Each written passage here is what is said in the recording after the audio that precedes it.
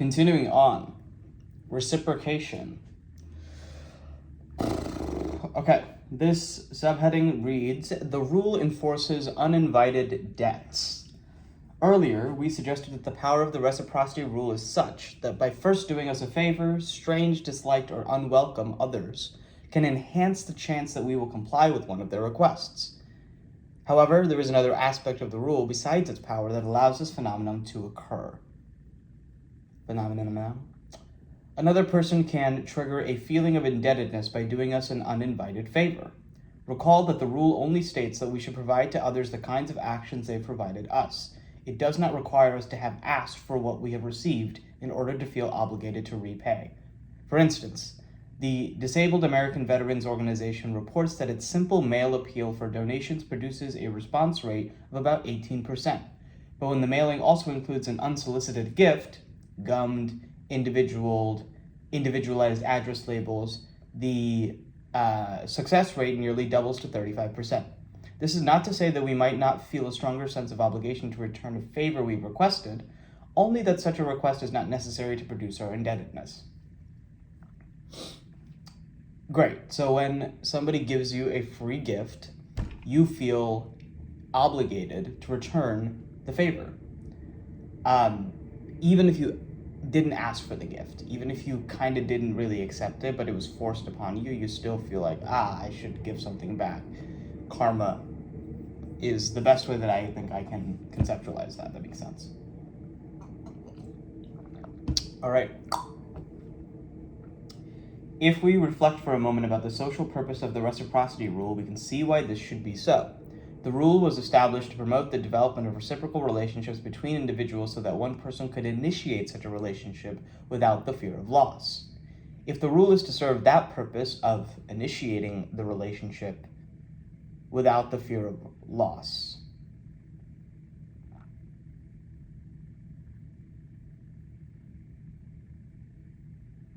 so that they could develop reciprocal relationships, one person has to be able to initiate it without feeling like, if I initiate, they might, the likelihood that they say no is high, and so I can't actually initiate. Instead, you can initiate because the likelihood that someone's going to say no to you is actually pretty low because of this reciprocity rule. Okay, that actually kind of makes sense. So just ask for what you want. This is what socialites, I don't want to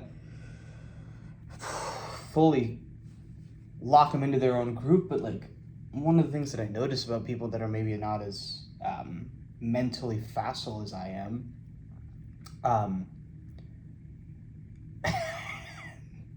I love stalling right after I say that. Something that they do is they ask for what they want, whether they quote unquote think it's a good idea or not, which is basically me saying whether I think it's a good idea or not for them to have asked. Or for myself to ask. I often stop myself using the little voice in my head instead of the real body and mind and soul that I have out here in reality to stop myself from doing things. I mean, that I think is what this rule is, I think, trying to break a little bit. Just saying, hey, the game that you're playing of, they might say no, I might die, is self-generated and is in the head. Whereas in reality, this is the rule that exists, which is if I do something for you, you feel more obligated to do things for me. That's just the way that it is. Back to the text. We made some progress. Look at that. Recall also that reciprocal relationships confer an extraordinary advantage upon cultures that foster them, and that, consequently, there will be strong pressures to ensure that the rule does serve its purpose. Little wonder, then, that the influential French anthropologist Marcel Mauss, a new name, who are you, Marcel? Moose? Mouse? Marcel Israel Mauss?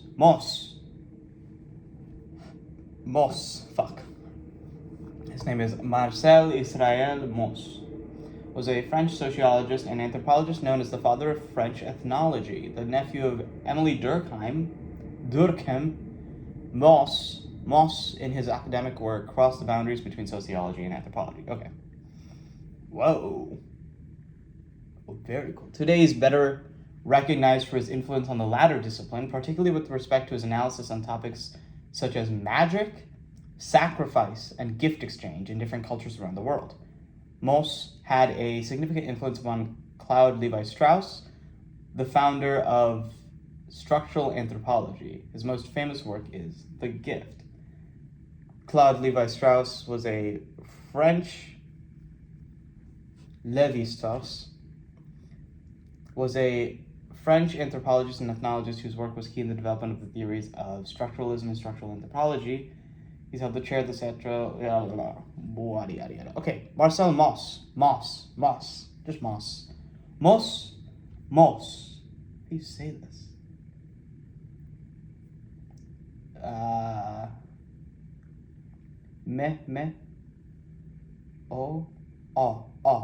Story. Bureau. Mauss.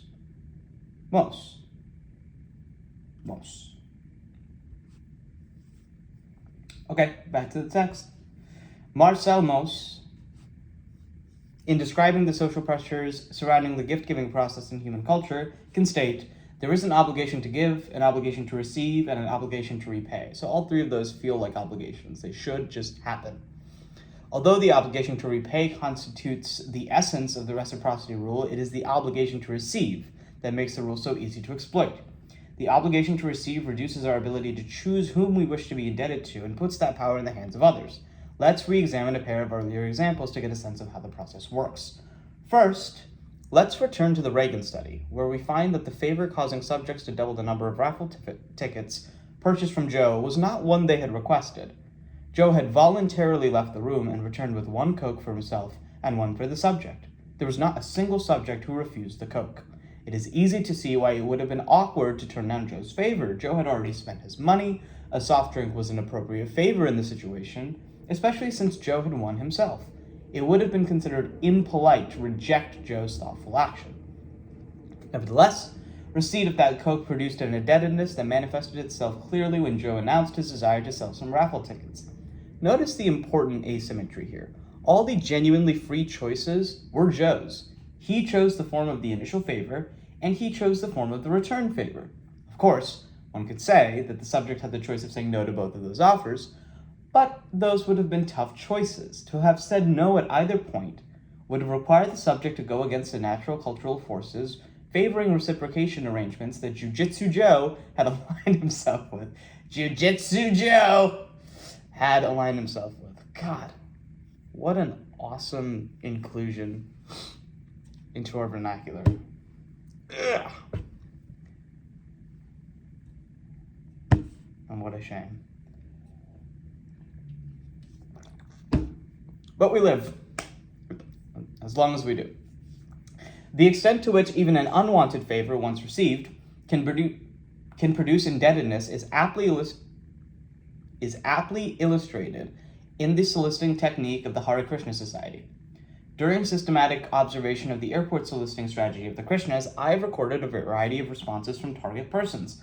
One of the most regular occurs as follows. An airport visitor, a businessman let's say, is hurriedly walking along through a densely peopled area. The Krishna solicitor steps in front of him and hands him a flower. The man, reacting with surprise, takes it. Almost immediately, he tries to give it back, saying that he does not want the flower. The Krishna member responds that it is a gift from the Krishna Society and that it is the man's to keep. However, a donation to further the Society's good works would be appreciated. Again, the target protests, I don't want this flower, here, take it. And again, the solicitor refuses. It's our gift to you, sir. There is visible conflict on the businessman's face. Should he keep the flower and walk away without giving anything in return? Or should he yield to the pressure of the deeply ingrained reciprocity rule and provide a contribution? By now, the conflict has spread from his face to his posture. He leans away from his benefactor, seemingly about to break free, only to be drawn back again by the pull of the rule. Once more, his body tilts away, but it's no use. He cannot disengage. With a nod of resignation, he fishes in his pocket and comes up with $1 or $2 that is graciously accepted. Now he can walk away freely, and he does, gift in hand, until he encounters a waste container where he throws the flower. God, they're useless. The gift is literally like, take this. Now that you've taken it, give me things. Well, I guess it works. Purely by accident, I happened to witness a scene that demonstrates that the Krishnas know very well how frequently their gifts are unwanted by the people who receive them.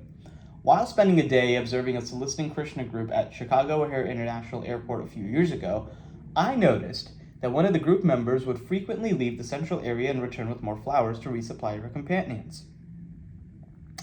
As it happened, I had decided to take a break just as she was leaving on one of her supply missions.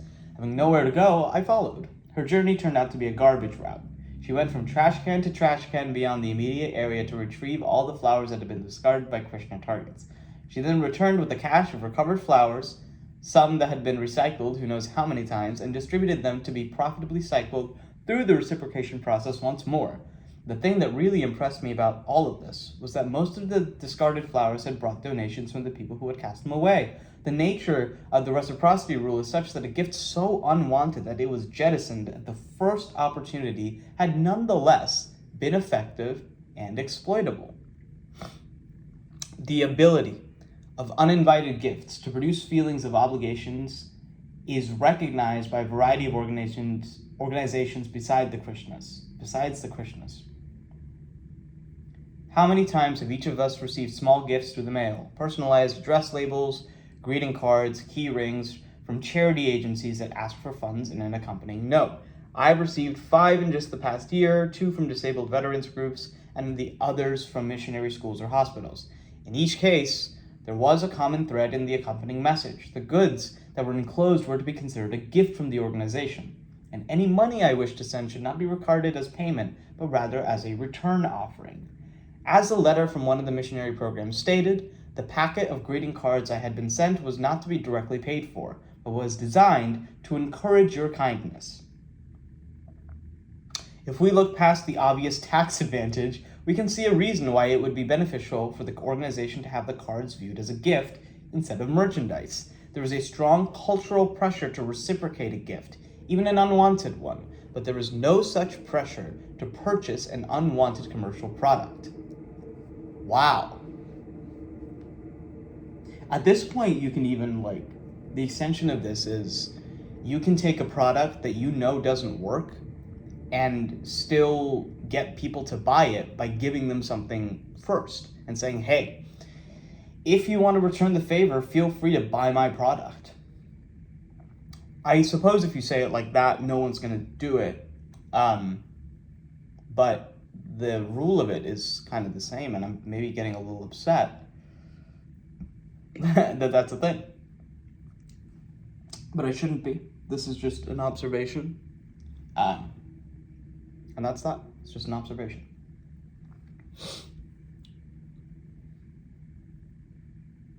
The rule can trigger unfair exchanges. There is yet one other feature of the reciprocity rule that allows it to be exploited for profit. Paradoxically, the rule developed to promote equal exchanges between partners, yet it can be used to bring about decidedly unequal results. The rule demands that one sort of action be reciprocated with a similar sort of action. A favor is to be met with another favor. It is not to be met with neglect, and certainly not with attack. But within the similar action boundaries, basically a favor being met with another favor rather than the opposite of that, which is, I'm going to kill you. But within the similar action boundaries, considerable flexibility is allowed. A small initial favor can produce a sense of obligation to agree to a substantially larger return favor. Since, as we have already seen, the rule allows one person to choose the nature of the indebting first favor and the nature of the debt-canceling return favor, we could easily be manipulated into an unfair exchange by those who might wish to exploit the rule. This might just be the art of the deal. Once again, we can turn to the Reagan experiment for evidence. Remember in that study that Joe gave one group of subjects a bottle of Coca-Cola as an initiating gift and later asked all subjects to buy some of his raffle tickets at 25 cents apiece. What I've so far neglected to mention is that the study was done in the late 1960s when the price of a Coke was a dime. The average subject who had been given a 10-cent drink bought 2 of Joe's raffle tickets, although some bought as many as 7. Even if we look just at the average subject, though, we can tell that Joe made quite a deal. A 500% return on investment is respectable indeed. Wow. But in Joe's case, even the 500% return amounted to only 50 cents. Can the reciprocity rule produce meaningfully large differences in the sizes of the exchanged favors? Under the right circumstances, it certainly can. Take, for instance, the account of a student of mine concerning a day she remembers ruefully. Uh-oh. Yikes. About 1 year ago, I couldn't start my car. As I was sitting there, a guy in the parking lot came over and eventually jump-started the car. I said, thanks, and he said, you're welcome. And as he was leaving, I said that if he ever needed a favor, to stop by. About a month later, the guy knocked on my door and asked to borrow my car for 2 hours as his was in the shop. I felt somewhat obligated, but uncertain since the car was pretty new and he looked very young. Later, I found out that he was underage and had no insurance. Anyway, I lent him the car. He totaled it. Oof. How could it happen that an intelligent young woman would agree to turn over her new car to a virtual stranger, and a youngster at that, because he had done her a small favor a month earlier? Or, more generally, why would it be that small first favors often stimulate larger return favors? One important reason concerns the clearly unpleasant character of the feeling of indebtedness. Ooh, the unpleasant character of the feeling of indebtedness. Not real, constructed in the mind. I'm on this big separation of mind and self kick, so a lot of my thoughts, I think, are going to be filtered through that lens. Including trying to get the little voice in my head to be not as loud and not come to so many conclusions. And instead, if I want to start coming to conclusions, maybe I should say them out loud, test them out in reality, even if I'm the only person that can judge them afterwards.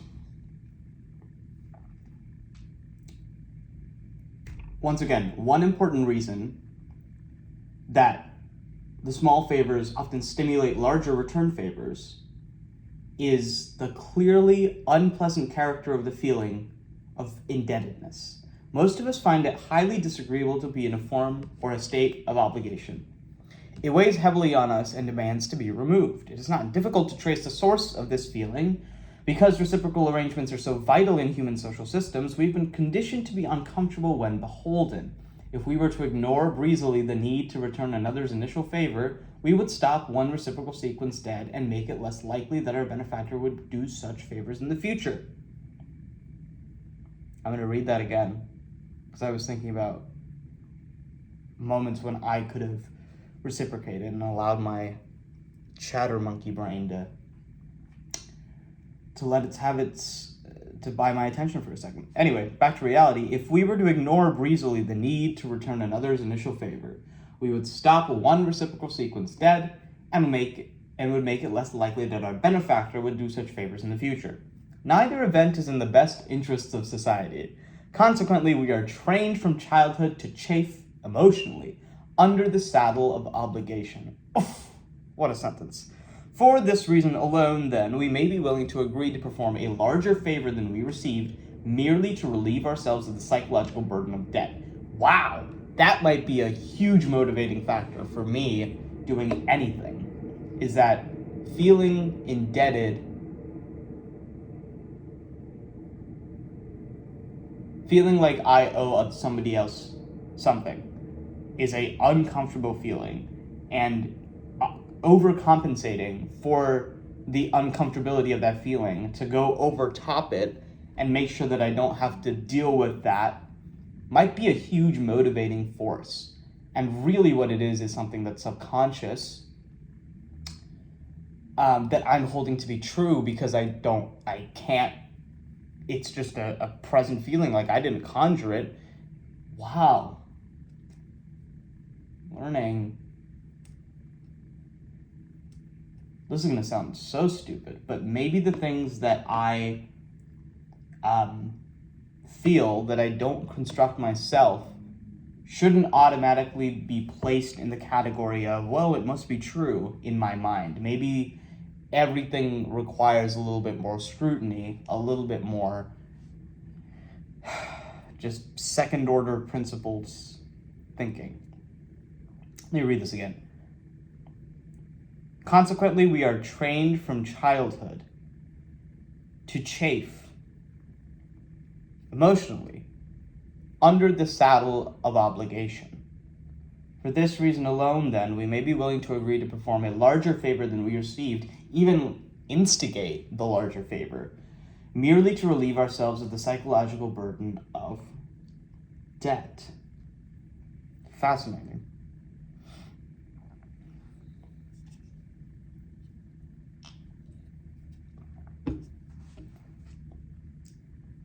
And to let ourselves go of that, or let go of that for ourselves. Let's say somebody, I'm trying to find the altruistic, more human side of this. Let's say I'm out to dinner with friends and I want to pay for dinner, and I pay for dinner and somebody's like, let me see the receipt so that I can pay you back. And I'm like, no, I'm paying for dinner. And they feel uncomfortable because they feel like, I don't want you to pay for me. I feel maybe indebted to you now for that. Let me pay for dinner. Let me pay for my part of dinner at least, right? And often it is just their part of dinner to keep that. That is one way to keep the rule of reciprocity at bay, is to just constantly be like, hey, you're going to pay for your part, I'm going to pay for my part. We're not going to owe each other anything. Indebtedness be gone. If I'm going to be a force now to say, like, no, you can't actually pay for it, I'm going to take care of it, I need to make sure that the burden of debt does not feel as terrible. That you do not chafe emotionally under the saddle of obligation that you feel, especially when there is actually no obligation coming from the other side. It's one that is constructed completely in your brain.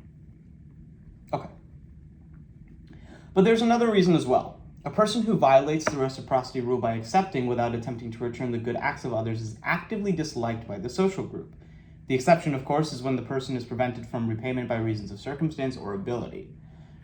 Fair enough, for the most part. However, there is a genuine distaste for individuals who fail to conform to the dictates of the reciprocity rule. Moocher and Welsher are unsavory labels to be scrupulously shunned. So undesirable are they that we will sometimes agree to an unequal exchange in order to dodge them. In combination, the reality of internal discomfort and the possibility of external shame, it's both things, can produce a heavy psychological cost. When seen in the light of this cost, it is not so puzzling that we will often give back more than we've received in the name of reciprocity. Neither is it so odd that, as was shown in an experiment conducted at the University of Pittsburgh, people will often avoid asking for a needed favor if they will not be in a position to repay it. The psychological cost may simply outweigh the material loss. Feel that so hard. Let me read that again. People will often avoid asking for a needed favor if they will not be in a position to repay it. The psychological cost may simply outweigh the material loss. The risk of still other kinds of losses may also persuade people to decline certain gifts and benefits. Women frequently comment on the uncomfortable sense of obligation they can feel to return the favors of a man who has given them an expensive present or paid for a costly evening out. Even something as small as the price of a drink can produce the feeling of debt. A student in one of my classes expressed it quite plainly in a paper she wrote. After learning the hard way, I no longer let a guy I meet in a club buy me drinks because I don't want either of us to feel that I am obligated sexually. Research suggests that there is a basis for her concern. If instead of paying for them herself, a woman allows a man to buy her drinks, she is immediately judged by both men and women as more sexually available to him. Oof, that is tough.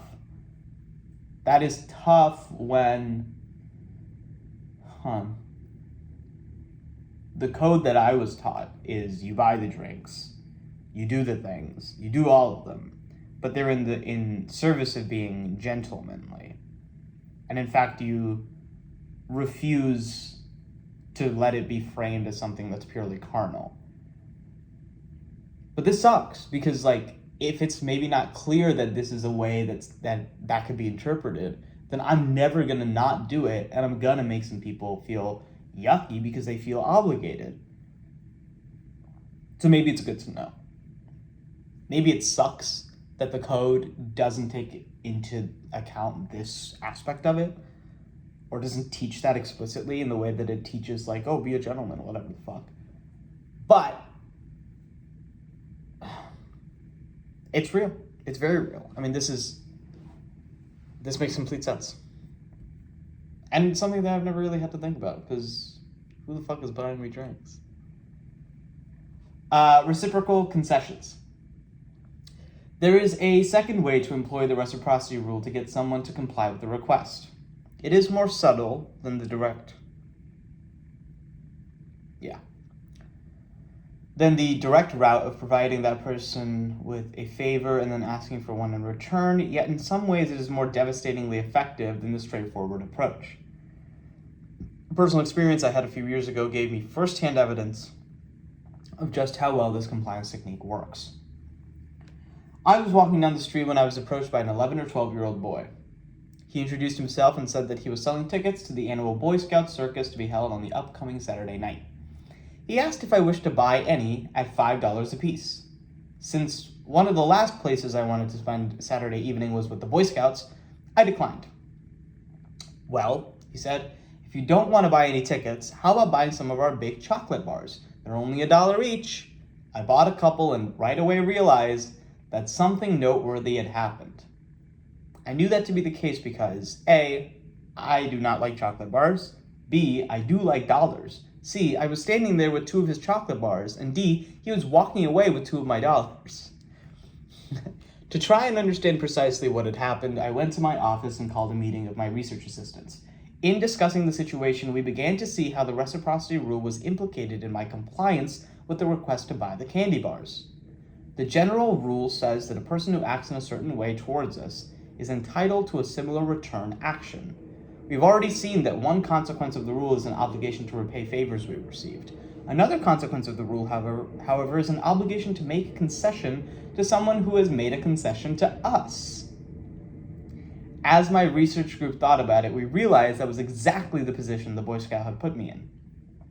His request that I purchase some $1 chocolate bars had been put in the form of a concession on his part.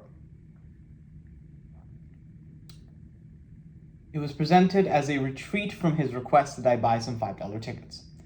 If I were to live up to the dictates of the reciprocation rule, there had to be a concession on my part. As we have seen, there was such a concession. I changed from non-compliant to compliant when he changed from a larger to a smaller request, even though I was not really interested in either of the things he offered. It was a classic example of how a weapon of automatic influence can infuse a compliance request with its power. I'd been moved to buy something not because of any favorable feeling towards the item, but because the purchase request had been presented in a way that drew force from the reciprocity rule.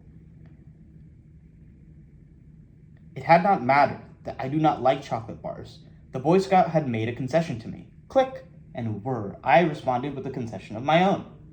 Of course, the tendency to reciprocate a concession is not so strong that it will invariably work in all instances and all people. None of the weapons of influence considered in this book is that strong. However, in my exchange with the Boy Scout, the tendency had been sufficiently potent to leave me in mystified possession of a pair of unwanted and overpriced candy bars. Why should I feel a strain to reciprocate a concession? The answer rests once again in the benefit of such a tendency to the society. It is in the interests of any human group to have its members working together toward the achievement of common goals. However, in many social interactions, the participants begin with requirements and demands that are unacceptable to one another. Thus, the society must arrange to have these initial incompatible desires set aside for the sake of socially beneficial cooperation. This is accomplished through procedures that promote compromise. Mutual concession is one important such procedure. What did I just read?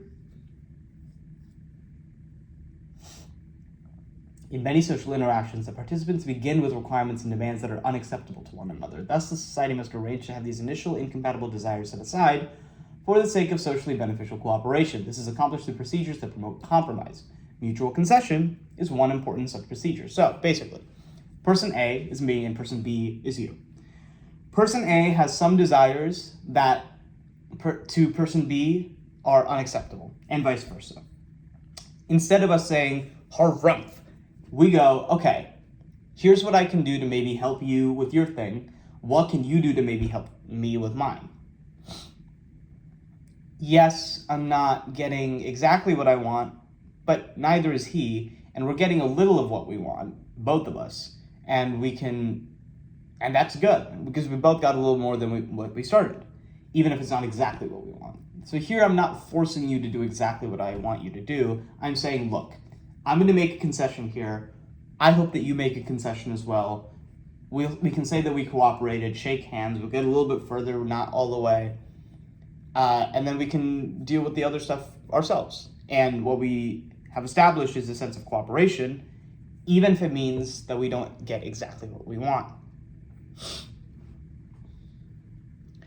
The reciprocation rule brings about mutual concession in two ways. The first is obvious. It pressures the recipient of an already made concession to respond in kind. The second, while not so obvious, is pivotally important. Just as in the case of favors, gifts, or aid, the obligation to reciprocate a concession encourages the creation of socially desirable arrangements by ensuring that anyone seeking to start such an arrangement will not be exploited. After all, if there were no social obligation to reciprocate a concession, who would want to make the first sacrifice? To do so would be to risk giving up something and getting nothing back. However, with the rule in effect, we can feel safe making the first sacrifice to a partner who is obligated to offer a return sacrifice. This is really funny. This is bleeding into game theory a little bit, which basically says that, like, in any sort of game, player A can have a certain set of strategies that are at their disposal, and player B has a certain set of strategies that are at their disposal. Depending on what the player prefers, they will use certain strategies more than others. Let's say player A is a selfish person. They're going to pick the strategy that's going to get them the most possible out of all of the options, even if it means that player 2, the other player, gets totally shafted. In fact, they might even end up, basically they're in it for themselves, whatever gets them something. Versus if the player has, like, cooperation and, the other player's sense of whatever in mind as well, then they're going to pick the strategy that gets them something, as long as it also gets the other person something.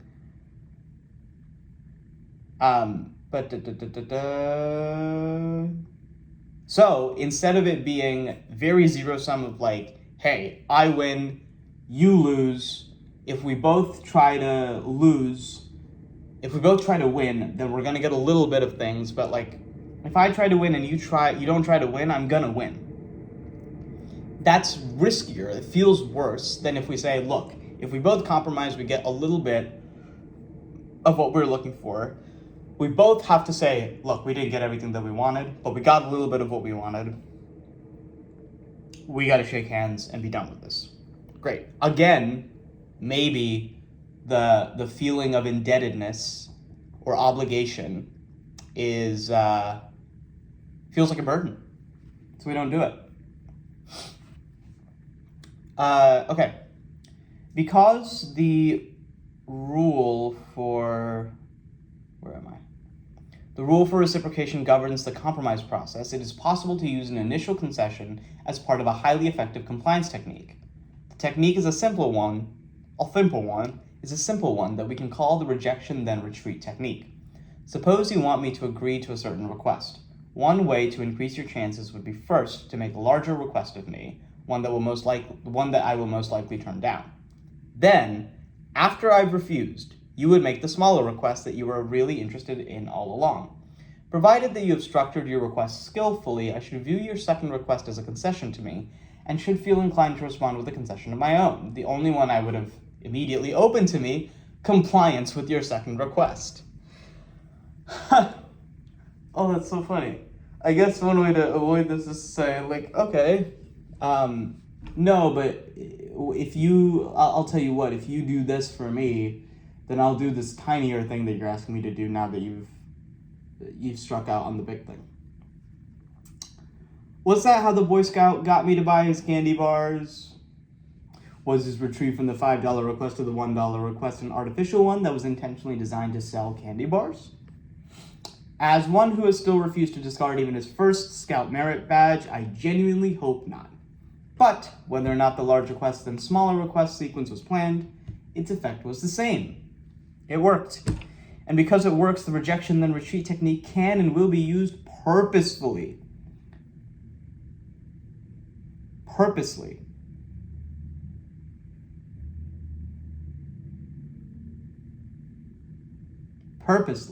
by certain people to get their way. First, let's examine how this tactic can be used as a reliable compliance device. Later, we'll show that it is already being used. Finally, we can turn to a pair of little-known features of the technique that make it one of the most pervasively influential compliance tactics available. Remember that after my encounter with the Boy Scout, I called my research assistants together to try to understand what had happened to me, and as it turned out, to eat the evidence. Actually, we did more than that. We designed an experiment to test the effectiveness of the procedure by moving to a desired request after a larger preliminary request had been refused. We had two primary purposes in conducting the experiment. First, we wanted to see whether this procedure worked on people besides myself. That is, it certainly seemed that the tactics had been effective when tried on me earlier in the day, but then I have a history of falling for compliance tricks of all sorts. So the question remained, does the rejection then retreat technique work on enough people to make it a useful procedure for gaining compliance? If so, it would definitely be something to be aware of in the future. Our second reason for doing the study was to determine how powerful a compliance device the technique was. Could it bring about compliance with a genuinely sizable request? In other words, did the smaller request to which the requester retreated have to be a small request? If our thinking about what caused the technique to be effective was correct, the second request did not actually have to be small. It only had to be smaller than the initial one. It was our suspicion that the critical thing about a requester's retreat from a larger to a smaller favor was its appearance as a concession.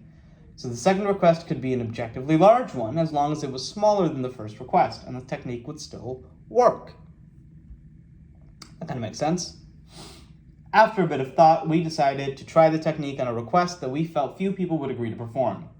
Posing as representatives of the County Youth Counseling Program, we approached college students walking on campus and asked if they would be willing to chaperone a group of juvenile delinquents on a day trip to the zoo.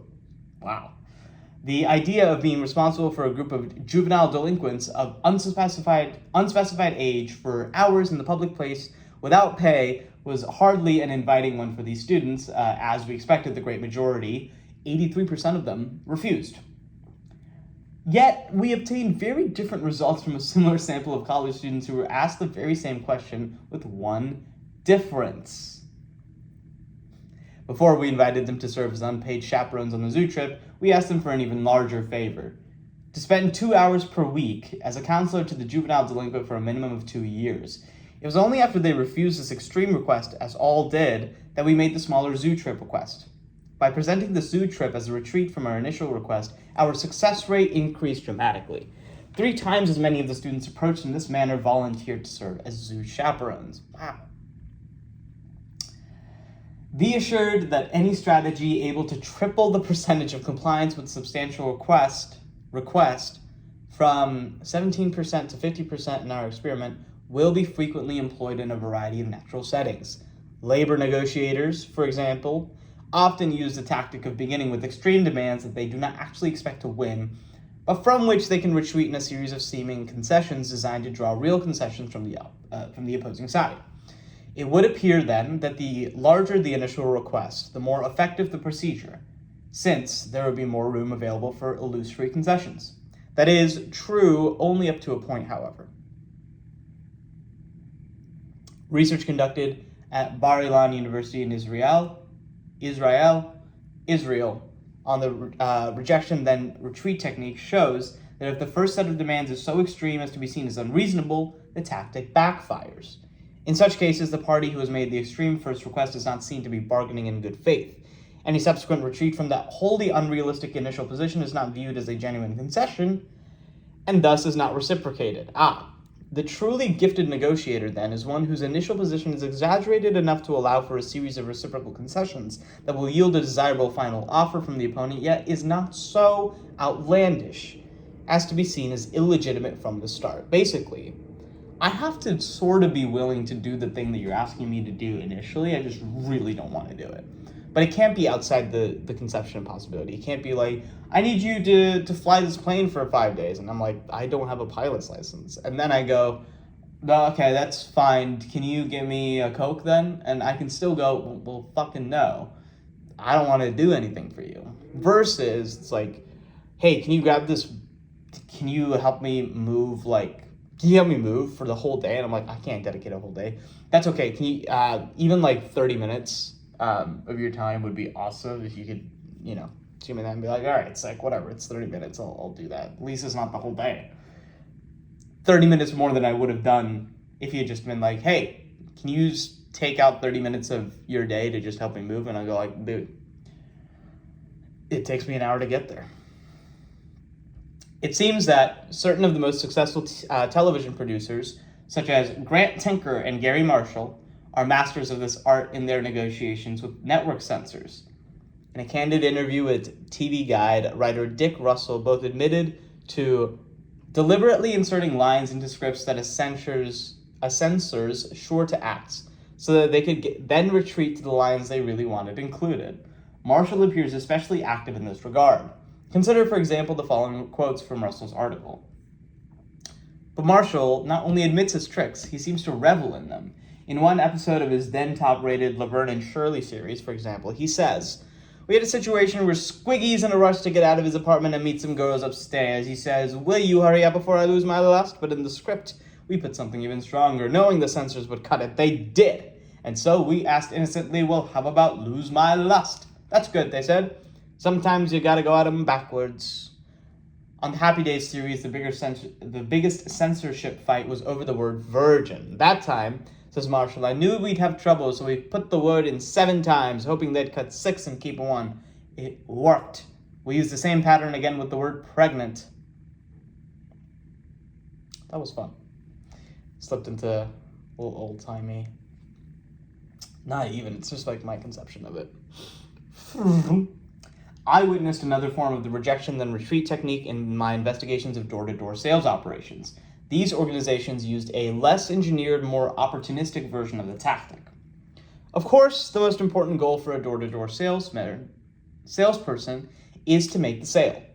However, the training programs of each of the companies I investigated emphasized that a second important goal was to obtain from prospects the names of referrals, friends, relatives, or neighbors on whom we could call. For a variety of reasons we will discuss in Chapter 5, the percentage of successful door-to-door sales increases impressively when the sales operator is able to mention the name of a familiar person who recommended the sales visit.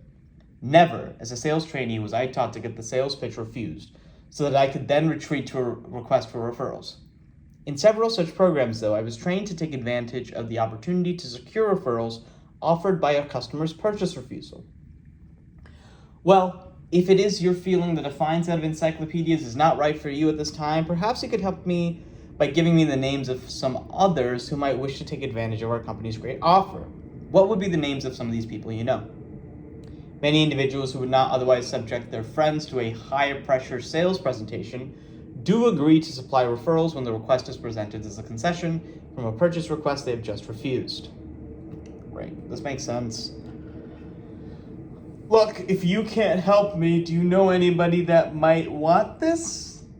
Can they help me instead of you? You loser?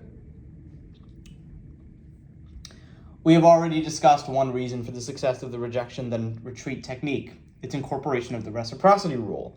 This larger than smaller request strategy is effective for a pair of other reasons as well. The first concerns the perceptual contrast principle we encountered in Chapter 1. That principle accounted for, among other things, the tendency of a man to spend more money on a sweater following his purchase of a suit than before. After being exposed to the price of the larger item, the price of the less expensive one appears smaller by comparison. In the same way, the larger than smaller request procedure makes use of the contrast principle by making the smaller request look even smaller by comparison with the larger one. If I want you to lend me $5, I can make it seem like a smaller request by first asking you to lend me $10. One of the beauties of this tactic is that by first requesting $10 and then retreating to $5, I will have simultaneously engaged the force of the reciprocity rule and the contrast principle. Not only will my $5 request be viewed as a concession to be reciprocated, it will also look to you like a smaller request than if I had just asked for it straight away. In combination, the influences of reciprocity and perceptual contrast can present a fearsomely powerful force. Embodied in the rejection then retreat sequence, their conjoined energies are capable of genuinely astonishing effects. It is my feeling that they provide the only really plausible explanation for one of the most baffling political actions of our time. The decision to break into the Watergate offices of the Democratic National Committee that led to the ruin of Richard Nixon's presidency. One of the participants in that decision, Jeb Stuart Magruder,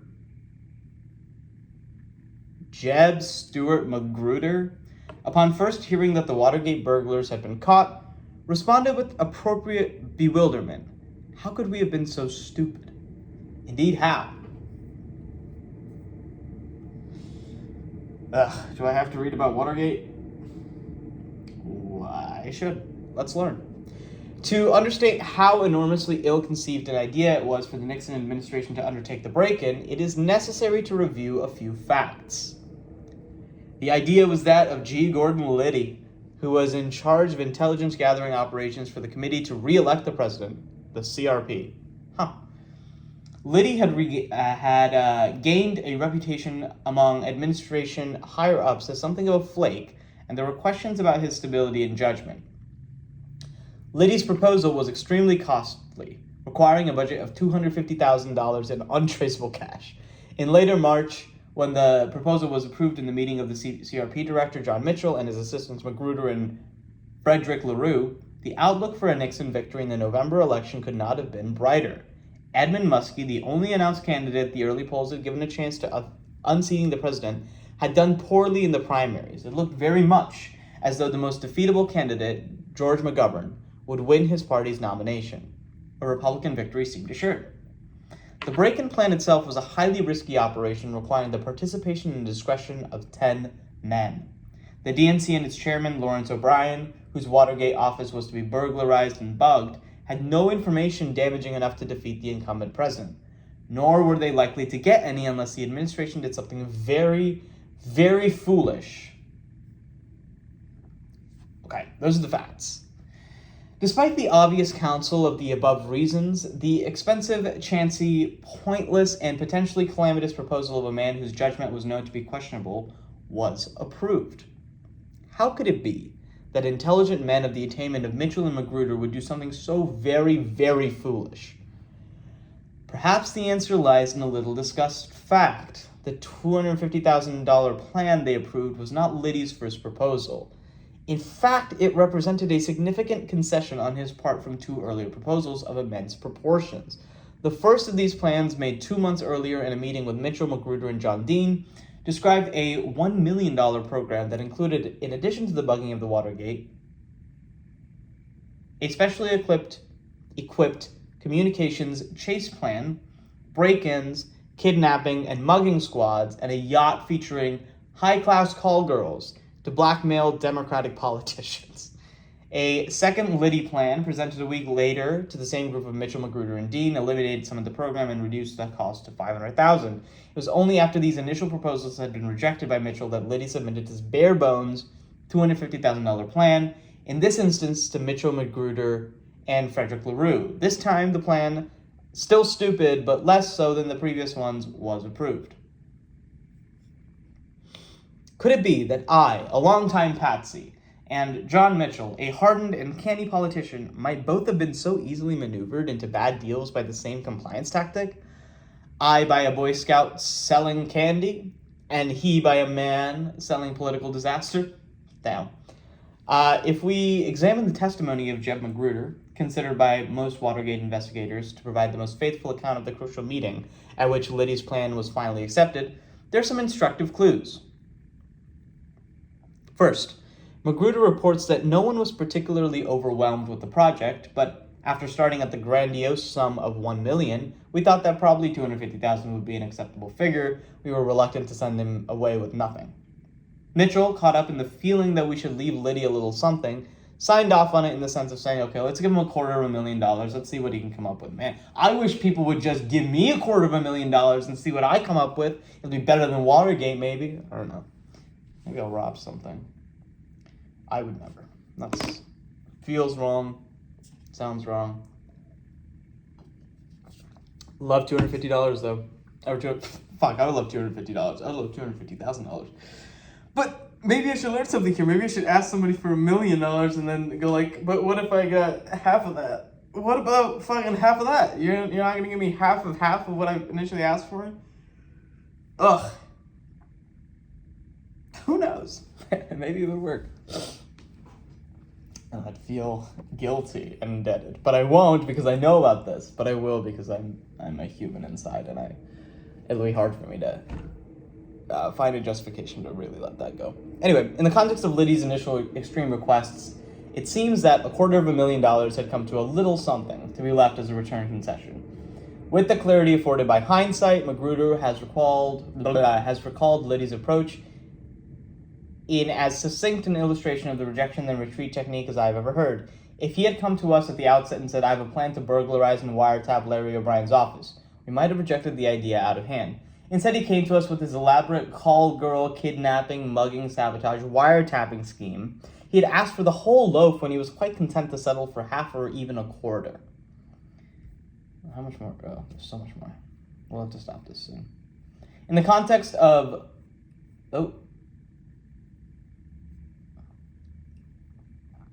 It is also instructive that, although he finally deferred to his boss's decision, only one member of the group, Frederick LaRue, expressed any direct opposition to the proposal, saying with obvious common sense, I don't think it's worth the risk. He must have wondered why his colleagues Mitchell and Magruder did not share his perspective. Of course, there could have been many differences between LaRue and the other men that may have accounted for their differing opinions regarding the advisability of Liddy's plan. But one stands out. Of the three, only LaRue had not been present at the prior two meetings where Liddy had outlined his much more ambitious programs. Perhaps, then, only LaRue was able to see the third proposal for the clunker that it was and to react to it objectively, uninfluenced by the reciprocity and perceptual contrasting forces acting upon each other.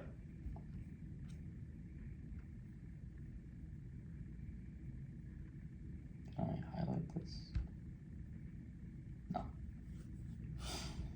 Fascinating. Okay.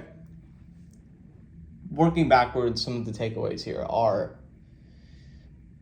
the reciprocity of concessions. Basically, if I am very visibly saying, look, I'm not going to get everything that I want, but I do want a little something of what I want, and I want you to be able to get something that you want, can I get the small thing from you? I make a concession, you make a concession. That sounds fine, except when it's me making a concession of the thing that I want, and you making a concession between a binary choice of yes or no. If you've already said no, then the only concession that you have to work with is your yes. That means that the smaller request will get done. I will get more, and all you've done is just say yes. You've conceded your no to no, or not now, or whatever it is, right? That's effectively what the reciprocity of concessions is.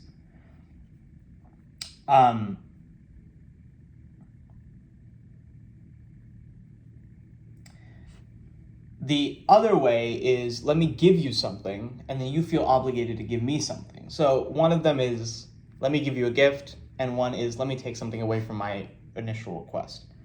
Those are the big two camps, but both inspire the rule of reciprocity, which is kind of cool. It works on both sides of the number line here. At 0, at neutral, is just what the truth is and very plain, and often has the potential of saying no, because a no and a yes are completely acceptable answers societally because there's no influence at all. When I'm actively saying, look, I'm not getting everything I want, you'll be more inclined to do something that you might not want to do. On the other hand, if I'm giving you something, you're going to want to give me something so that we're back to balance. It's all about balance. It's all about balance. It's nice. So you just have to break away from the fact that balance is constructed, especially momentary balance is constructed in the context of a conversation, and thus isn't actually real unless I buy into it. I can very easily just be like, nah, I'm not going to do anything. I don't want to do anything. Sorry. And then I will be considered, lazy and other bad things, but like those are labels that might hurt me in society. But will garner a certain level of respect from people that know what games people are playing, I guess. Maybe. Who knows? Maybe it might just be total horse shit. And then again, I have bought those cookies. Wow. That kind of makes a lot of sense. All right, let's make sure that we end up on the page that we want to. It's not here. Yeah, great. Ooh, 12 pages. Good work.